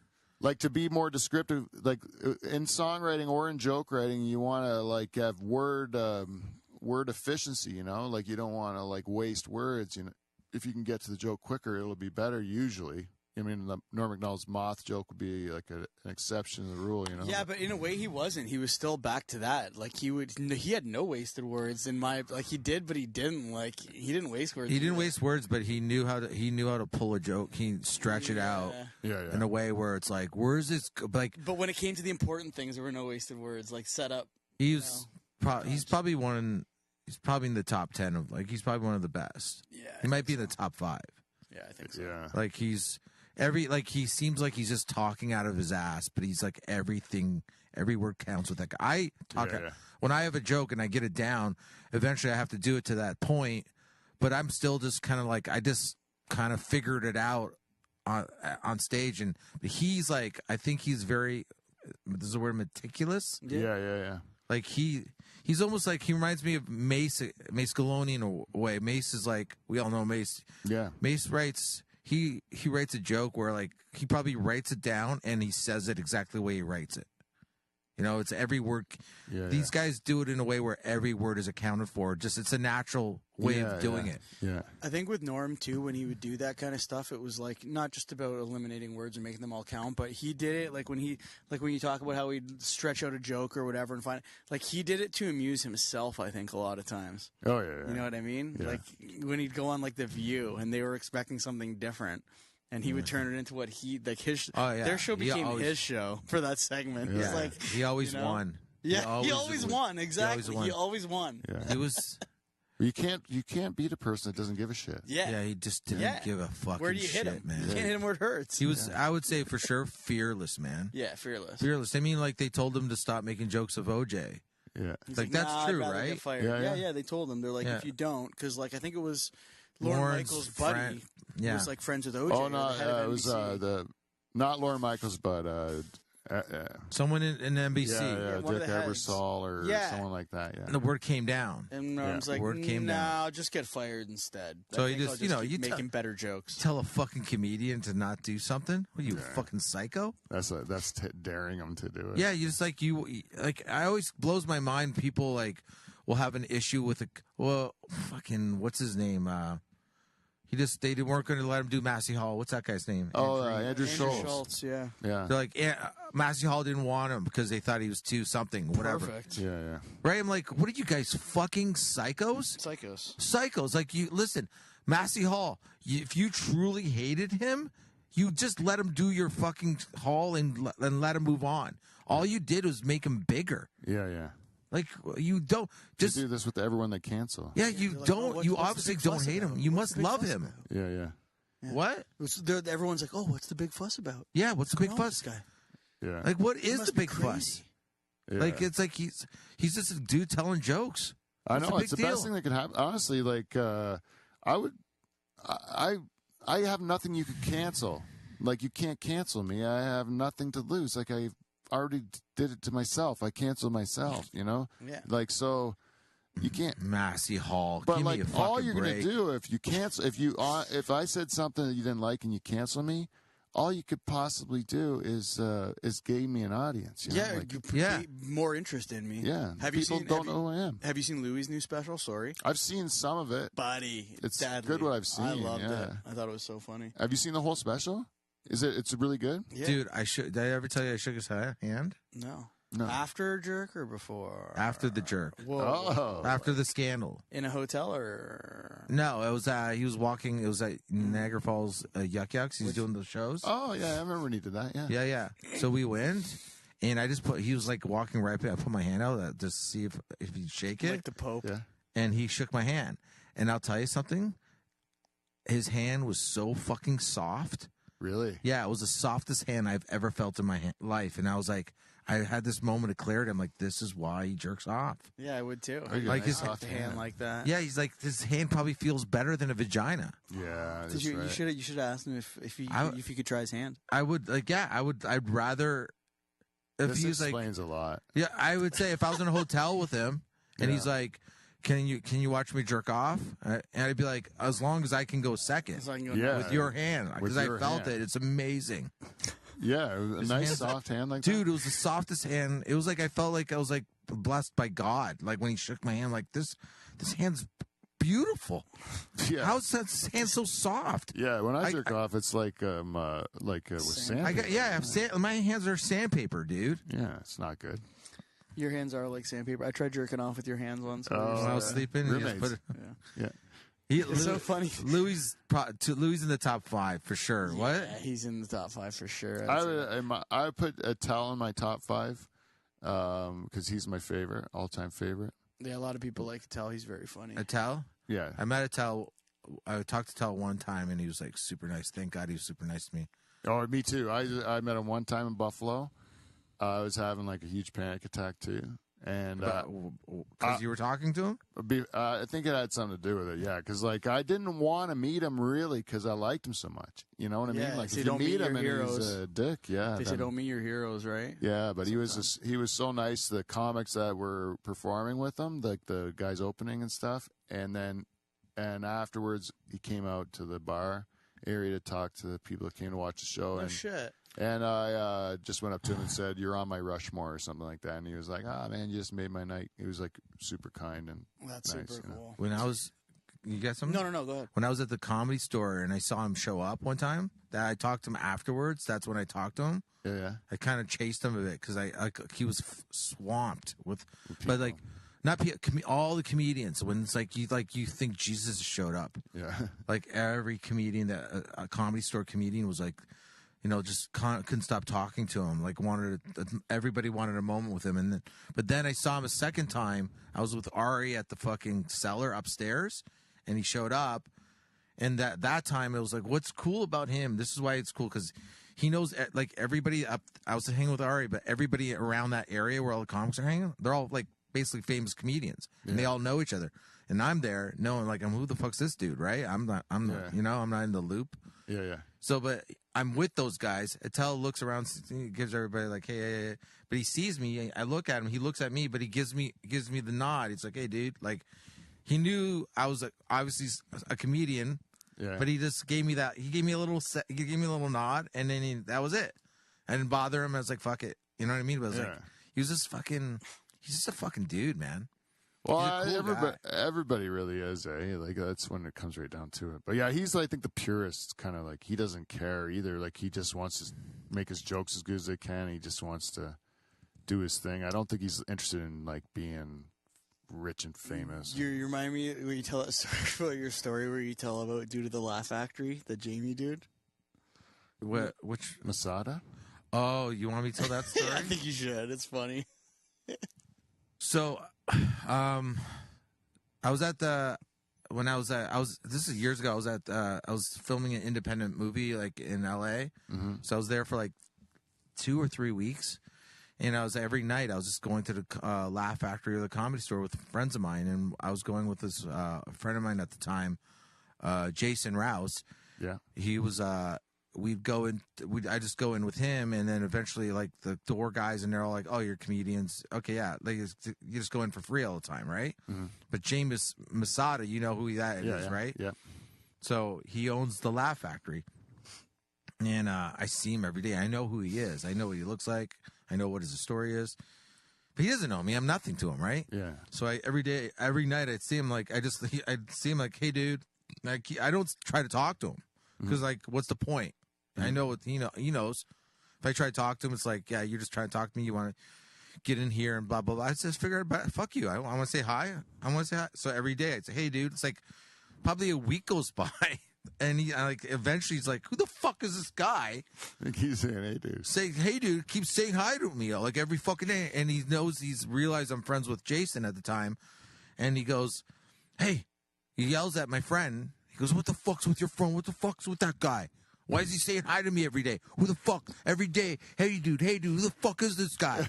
Who the fuck is this guy? He's mad about saying hello. Yeah, like, because I'm not, like, spending the time maybe kissing his ass or whatever. I don't know. I don't know. Who knows? Who cares, right? Yeah. But he goes, and my friend, he goes, oh, no, sorry, my friend. He's like, he's not all there. He got in a bike accident. He's got some brain problems. And that's why he's like that. And he goes, oh, really? He's like, yeah. I guess he believed them for whatever reason. I didn't know this happened. Like, I didn't hear the story till later. Because that next day, I see him, and I just same old thing. I go, hey, dude. And he goes, hey, dude.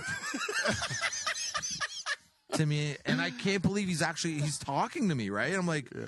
But he has his hands on my shoulders, too.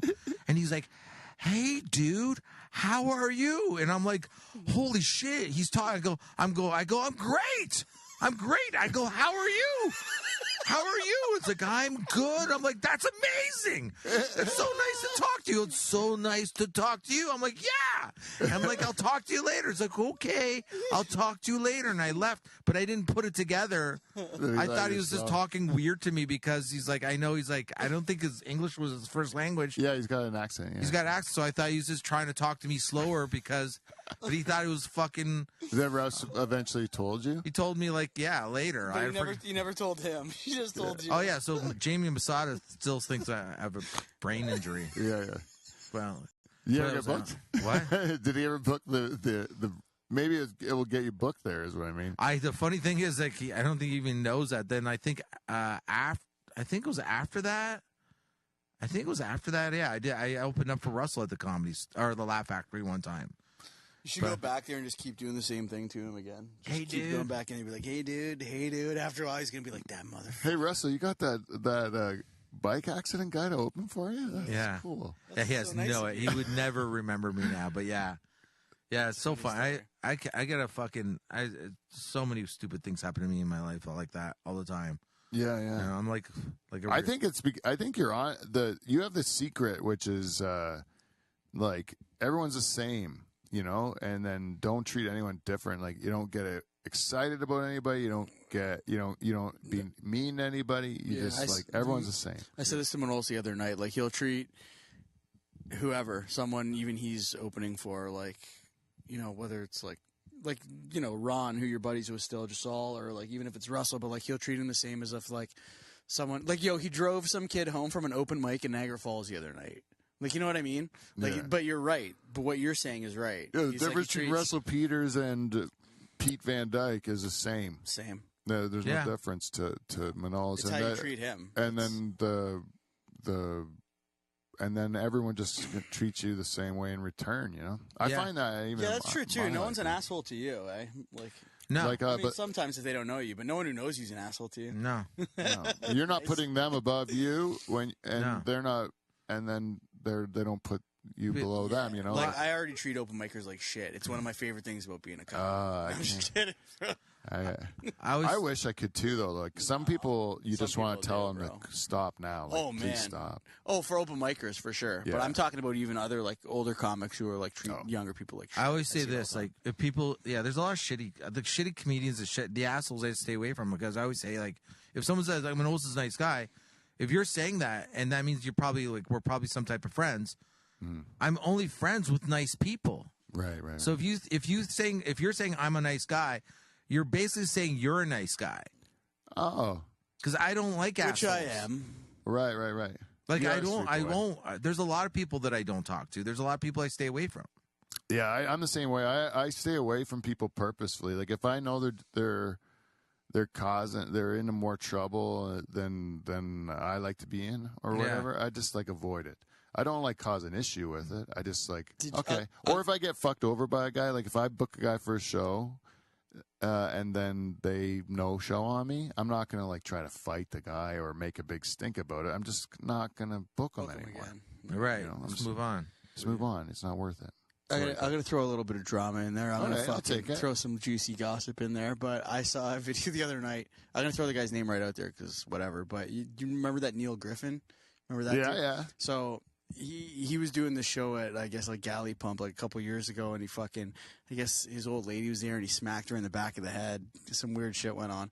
But he made a video the other night, like calling his girlfriend out and calling other people out around, like just nuts, treating people like shit. You know what I mean? And then like he would run around and then ask people. Like I remember him asking me, like, "Did you unfriend me on Facebook?" I'm like, "Yeah, of course. You're nuts.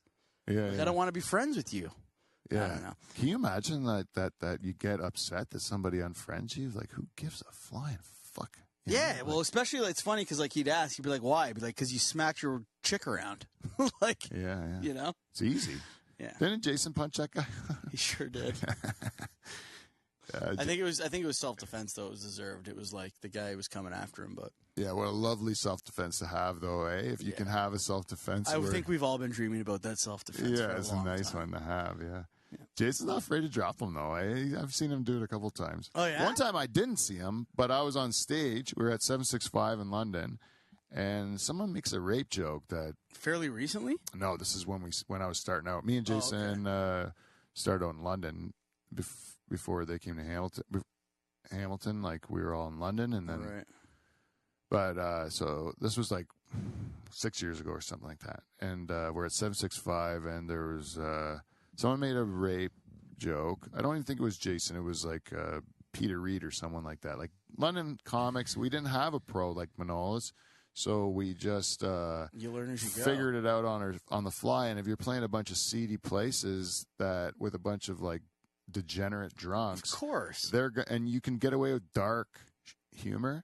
And you'd notice a lot of London comics for a period of time would leave London and like horrify audiences because they thought that's what comedy was, that you could just go like as dark as you possibly could with no like sensitivity at all. Right. And anyways, that's very common for London. They tend to go a bit dark because they don't have any guidance. They're not going anywhere. They don't have a pro. They don't have a like ways to like aim for anything, you know? Mm-hmm. Anyway, so a guy told a rape joke.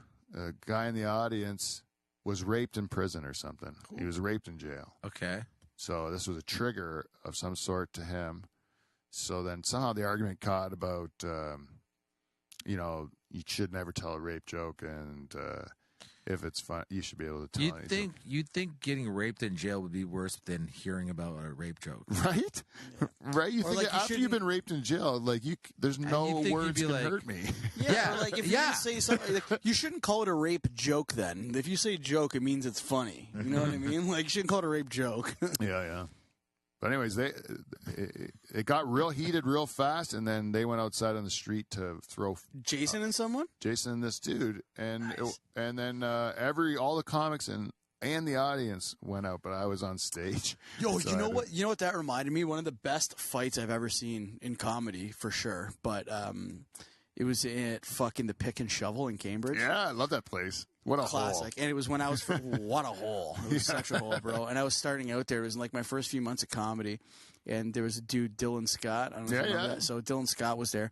And at the bar, there was like a dude that was, I think he was homeless because he didn't have anywhere to go. And like people were helping him out buying him beers or whatever, right? Whatever. But he didn't have anywhere to go. And this one dude that was there, a patron, just started making fun of this guy. And we're all like, fuck, what the fuck? Like, that's rude. Like, this guy's been nothing but sitting here. He's been watching the show. He's been fine. What the fuck's your problem, right? And, like, whatever. And the guy just kept harping on him, calling him names, calling him a bum and shit.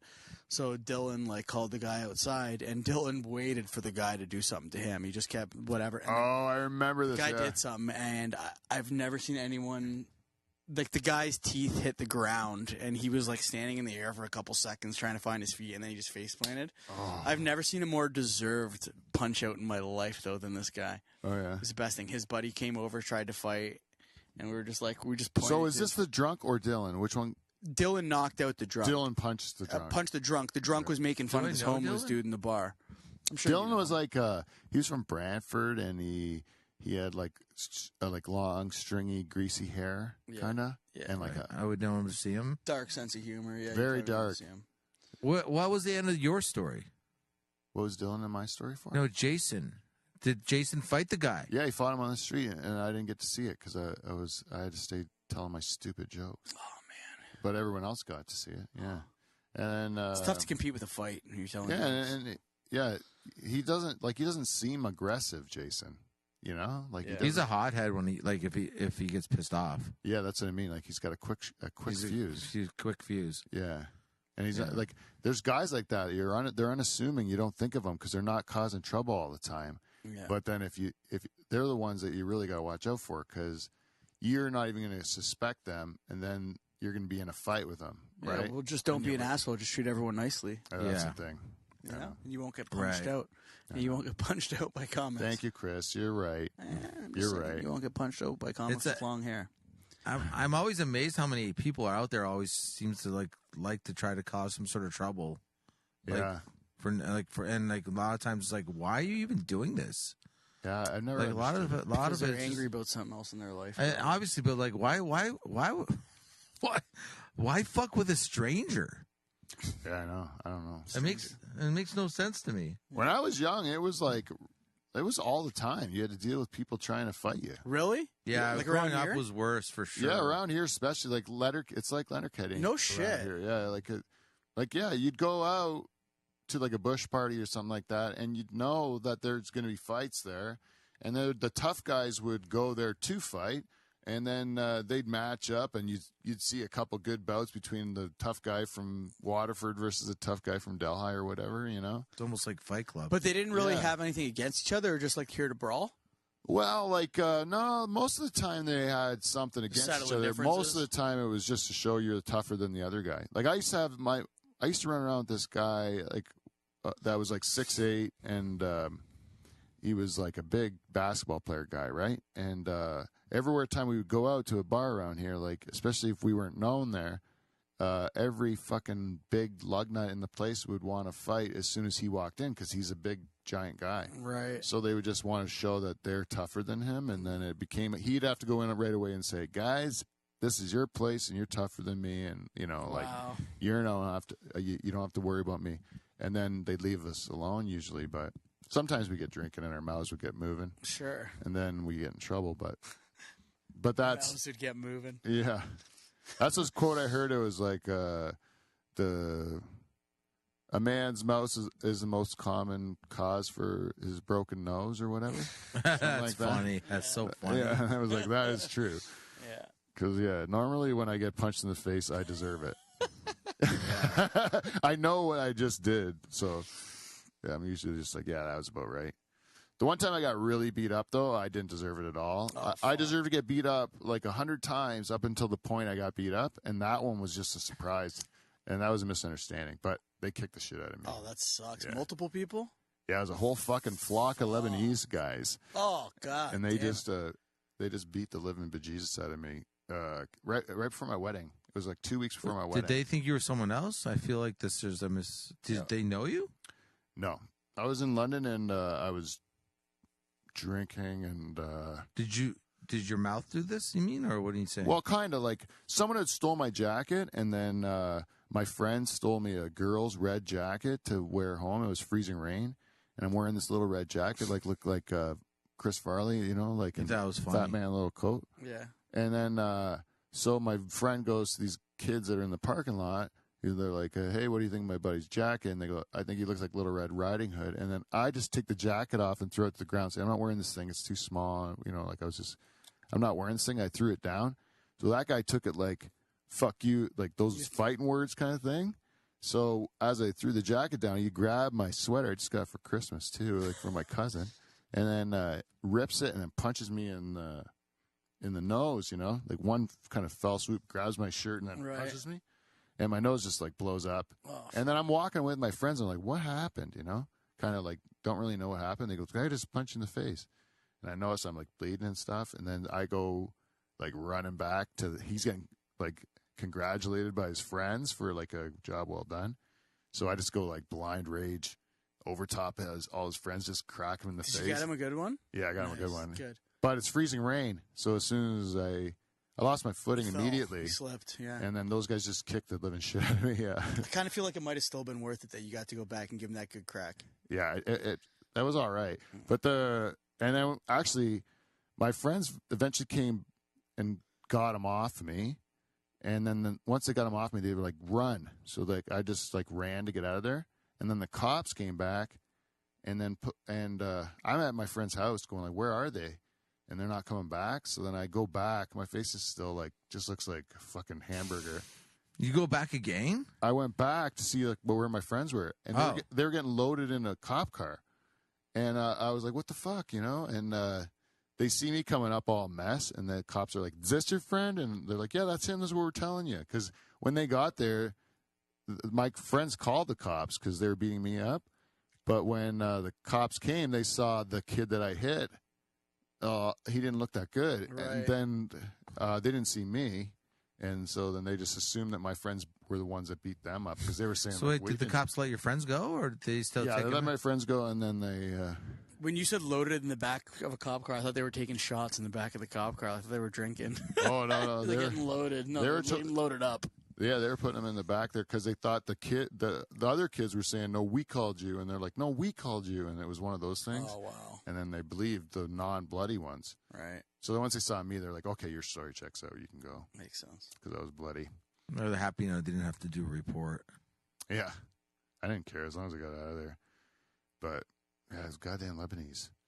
There was just so many of them. Like mosquitoes. Yeah, there was just so whack-a-mole. many.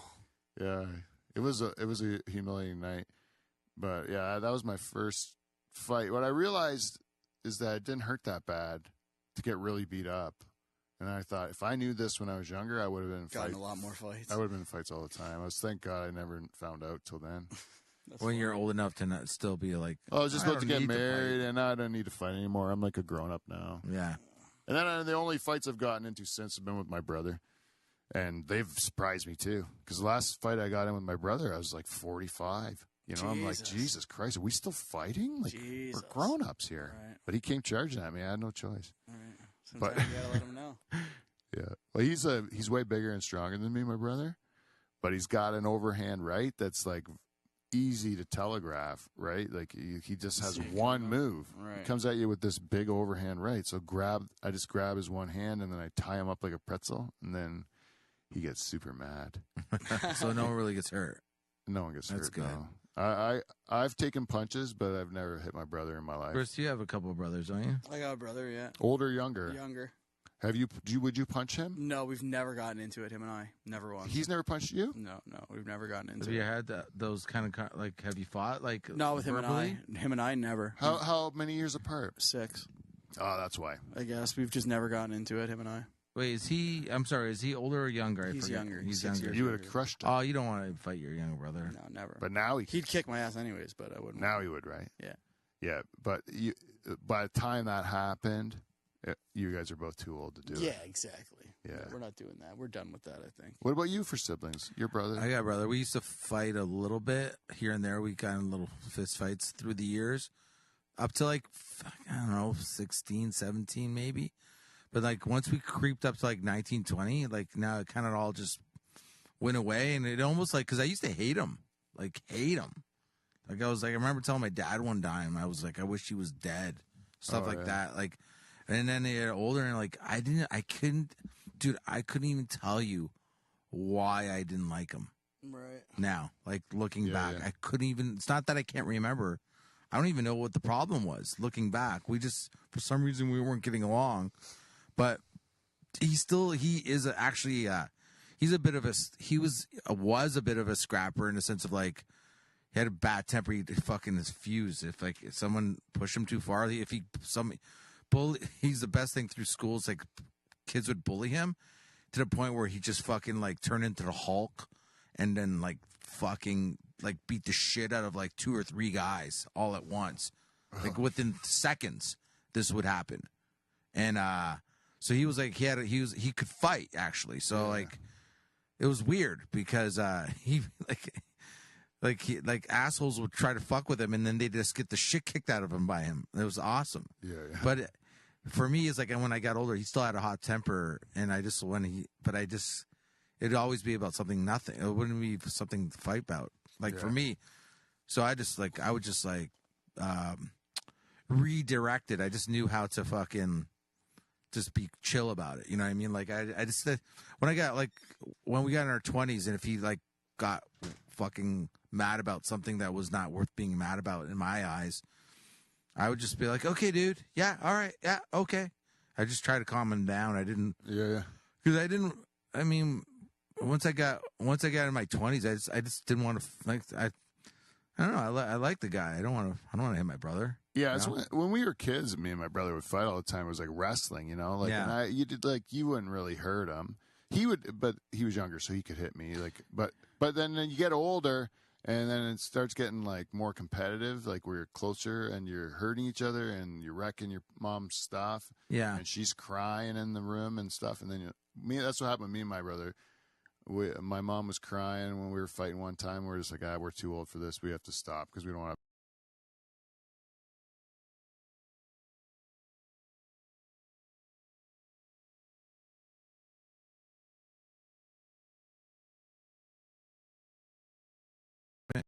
He'd be in front of the TV on his side, and his one arm's holding his head up, his other arm's free. And during the show, all of a sudden, he's like, it's weird because like it'd almost be like he doesn't realize that it's almost like he forgets that I'm there. Oh, like I'm watching. He forgets there's someone in the room watching TV with him. He's by himself, or maybe he wouldn't care if he knew I was there, but he would start I couldn't believe that he did this. And he did this all the time. He'd start picking his asshole. Because I could see he put his hand between his underwear and his butt cheeks, like his bum. So I thought, like, at first I'm thinking, like, oh, he's just going to scratch his butt cheek. But then he's like 13, I'm 12. Then he'd go farther. Because now I'm like, what the fuck's happening right now? Is this happening? And then I could tell he's actually picking his asshole. He's scratching it. Like, finger to asshole. Not like we've all scratched our assholes outside of our jeans, but he's in the asshole. You gotta have a fabric layer between those things. Right? You're not gonna watch that. Wear a glove. This is like 1983, okay? Yeah. Then, I swear to God, and he didn't even realize. It. Oh yeah! Oh, I forgot about that. You gotta sniff it. He'd take his hand out at some point, and then he'd sniff his finger, and he'd go like this. His head would go back, like holy shit, my finger Almost knocked him out. Yeah, he go, holy fuck, my fingers smell like shit. Yeah, they do, bro. Your fingers in your ass where your shit is. That's not the crazy part. Then the commercial would happen, and because during commercials we used to always think it would be fun to wrestle during the commercial, and then stop wrestling, and then watch TV again. But like this time, he's like he's not realizing like his fingers are fucking got shit on them. Shit. Yeah. It's like he's like, hey, let's wrestle. I'm like, hey, no, let's not. Your hand's been up your asshole. And he goes, what? Let's wrestle. Who cares? I'm like, are you fucking crazy? And I'd be running away from him, and he'd be chasing me. And I remember one time. He was trying to wrestle me, but I'm holding his one hand with both my other hands. It's like it was like they got shit on it. Like he's got shit. I'm holding it away from Mom. Peter's trying to touch me with a shit hand. Peter's trying to touch me with a shit hand. This is your older brother, right? He's my older brother, a year and a half older. But normally what I would do, this is the end of the story. I would just I knew the commercial. I got wise, right? So he wasn't gonna stop putting his hand up his ass. So I just fucking as soon as I saw the commercial go on. I'd run to the bathroom and lock the door, and I'd sit there for like 2 minutes, and then as soon as I heard the TV shows back on, I knew he'd watch. You're safe. I was safe, and I'd come back out. I love that you're hiding in the bathroom. Like that's where he should be with his hands in his ass. He should be washing his ass. Flush in the bathroom, scratch your ass, and wash your hands. What are you doing? I couldn't to this. I don't know. You know what? You know what the fucked up part too is like, I shouldn't have to deal with this. Like, it's just like, this is not, like, I guarantee no one else has this story. You're 8 years old. You shouldn't have to deal with this. Like, no. I thought I had a real good time with my brothers and sisters, to be honest with you. And they have a very different memory of me. Like, oh, wow. My sister, my older sister, she's like a year and a half older than me. And she had nosebleeds because of how much, I would stress her out with the amount I made fun of her and stuff like that. When I thought we were just joking around, you know? No way. Like I made her eat dirt and stuff, and that's a good joke. Yeah. All he did was pretend it's a cereal commercial, and then she starts eating chunks of dirt. I'm like, well, that was too easy, you know? It's like you can't blame me for everything. And then my brother, you know, I used to wrestle with him, and I hurt him, like I would hurt him, you know? Like I used him just like a doll, you know? right. And I can understand him hating me, to be honest. And my little sister, I didn't think I had much to do with her, so I think I'm okay. With her, you know, in her books. But the other two, yeah, I thought we had an okay time, but they didn't see it the same way. That's funny because Yeah. I understand that. Like my sister's like that too. She's like, "You tortured me when we were kids." I'm like, "What?" I'm like, "I protected you. We were good." She's like, "Yeah, you protected me. You wouldn't let no one else fucking beat me up, but you sure as hell would." Yeah, that's kind of what my sister says too. I think she threw a pop can at my head one time, a full orange pop can. Damn. Yeah, that one really. But you know what? You don't waste orange. You don't know Crush. about those stories. Sometimes you think it'd tell a story like that forever. Like I remember that time my sister threw the pop can and hit me in the head, and then she's like, "You did that to me, you know." But you remember it backwards, Right. You know that? Yeah. They say most of what your memories are wrong. Like almost all your memories are wrong. It's just a Yeah. perception of what you think happened. 100%. Yeah, we make false memories all the time. I believe that to an extent, but I think the ones that are vivid in my mind, like from my childhood, I don't think they're like different than what I think they Like are. the one with Pete's ass fingers. Yeah, I'm gonna like ask him about like, that. Oh yeah, like it's not like he was scratching his ear. I just made that so no. He was like, you can't. You see someone put their fingers in their asshole. That's in your brain. You know what I mean? I almost got molested when I was 12. I know exactly what happened that day. Yeah, you don't forget. From the fucking my brother threw a ball at my face when I was 12 too, and it hit my eyeball and it fucking popped out. And it looked like it was going to fall on my head. It stayed like that for 4 years. Jesus. That was from your brother throwing something at your head? The picture of my last album, Girl Penis, yeah. That's for, I didn't know that was like a Nerf, it was a squishy Nerf ball. He threw it underhanded to me, and it fucking touched my eyeball. Just touched it. Just the way it hit it. It just touched. I wasn't ready for it. Because he goes, Manolis, and he throws it already. And I look. As I look, it was like perfect. It was right there, ready to hit my eye. Yeah. As I turned my head, and it touched my eye, it watered, and it stayed like that for 4 years. And they said I had a thyroid problem, which I didn't. I took a bunch of thyroid medication for 4 years, and it didn't. I think my head got bigger, and my eye went into my head a bit. That's what I think happened. Did it make you slow? Did it make you, or did it make you like wound up? The thyroid stuff. Do you remember? I can't remember what the thyroid. I think I felt like maybe more mellow, maybe. But I was definitely taking medication that I didn't need it. Yeah. Because they were wrong. Looking back, I'm like, oh, this is because of thyroid. No, a fucking ball hit the eye and it popped out instantly. Yeah. So how the fuck is this thyroid? Yeah. You're saying like kids get hit with balls all the time, and their eyes stay in the socket. It's just my thyroid problem got activated as the ball hit it at that exact moment. Yeah. So obviously it's not a fucking thyroid problem, you fucking stupid, idiots. Yeah. They screw up everything. But I never, yeah, they do. I never gave my fucking brother a hard time about that ever. Never you ruined my life. Everybody people called me Igor for 4 years. Wow. Oh, I was thinking I was in special ed. Because of that. No, I was in special ed for 2 weeks, and then that happened. And then picture day was I was in special ed 2 weeks. That happens, and then it was picture day like a couple weeks later. Like that was the fucking peak of the eye popping out of my head. Oh man, that's when it was at like its biggest. And you look at it, you've seen it. You guys seen the picture. You're like, what the fuck? Yeah, I have the real picture at home because people don't believe. Like they're like, it's a great picture though. Yeah, they probably think almost worth it. I bet they thought you had Graves' disease. Graves' disease. Never heard of that. No. Makes your eyes bulge out like that. Oh, okay. And it's thyroid thing. I think. But look, if you see look at my right eye, you can see it's still a little bigger. A little bit. Like I looked for it. I looked for it as soon as I saw that girl penis picture because I looked for it in your Today phase. Yeah, and you have to search for it. Apparently, it can get a little bigger. Like I think Patrick says, when I'm drunk, you can notice it more. Really? Yeah. But if you never saw that picture of you as a kid, you'd never know. No, but I don't know. It's weird because I was like just young enough too, because I should have been in grade 5, but I was in special ed. I don't know how old then, but like my eye fucking like I think it was like a couple days later. I didn't even think about it.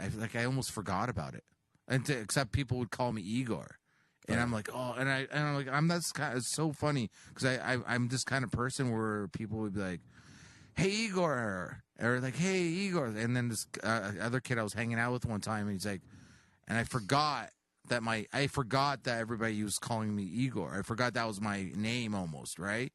And he's like, oh, is that guy talking to you? I'm like, oh yeah. People call me Igor because of my eye thing. It's like, oh, I'm like, I would forget that I had a fucking eye problem. Yeah. Like it literally didn't bother me ever. I mean, I never gave my brother a hard time about it. Yeah. Yeah, he's trying to fucking touch my bulging eye with his shit fingers. You know what I mean? Yeah. The nerve of him. The nerve of him. Yeah. We should get him back. Yeah, you want to do that? We shouldn't throw a Nerf ball in his eye. Yeah. You'd never see it coming now. No, he wouldn't. Or put your shit fingers in his face. What the fuck was that for? You know what it was for, you son of a bitch. Yeah. Now we're even. Yeah. It's, I have 2 daughters, right? And you think girls are gross? No, you think girls are not gross. Then you think guys are gross, right? Right. And then you have girls and you're like, they might be grosser. They might even be grosser. Yeah. They clean themselves up a lot for us, eh? Like they do a lot of, they don't like. But when you have like daughters, they don't give a flying fuck. Right. You know, like they're not trying to impress you. No, they're not trying to impress their dad. They don't give a care about you. So like you see how gross they can be, and it's gross, you know. But you can't say nothing because they're super sensitive.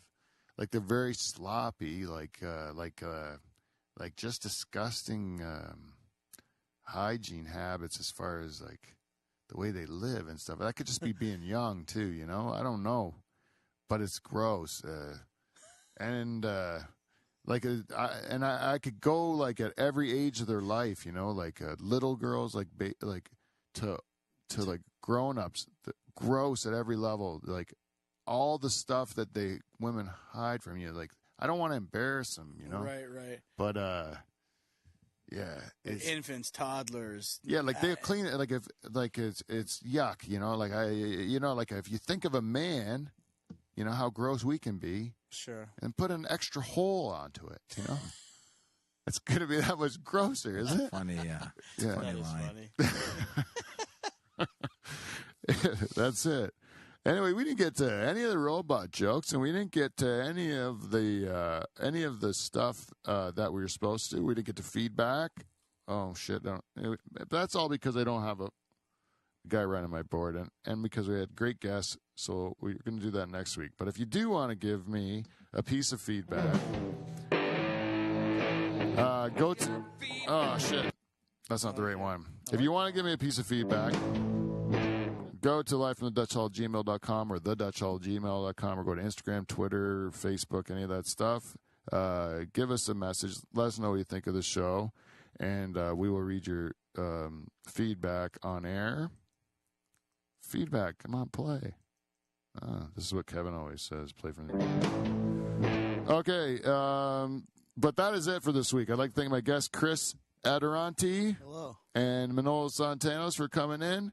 Can we tell people how they can follow you on the socials or anything? Yeah, my just my Instagram is @YouGiveIt, because I don't like using my real name on Instagram, because I like to get in fights with people on Instagram, and I don't like knowing where I'm actually from in my name. So you're You Give It. Yeah, it's You Give It, like YAGIVEIT.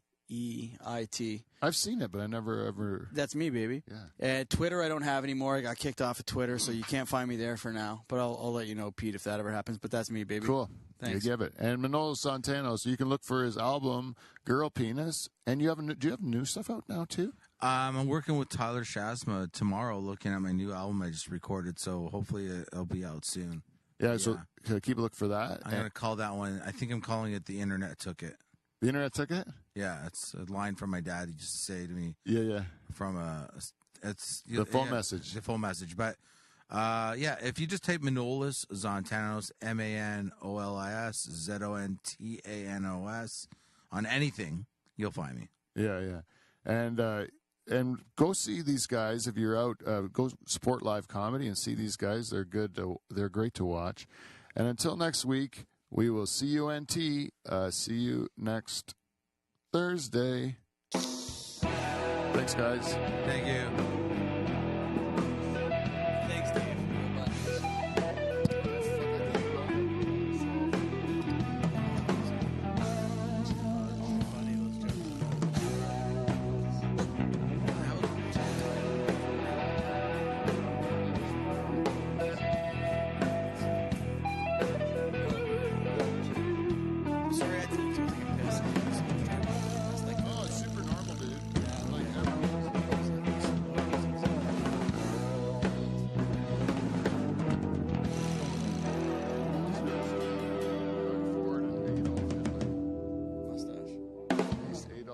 Gave you a train ride before imprisoning you.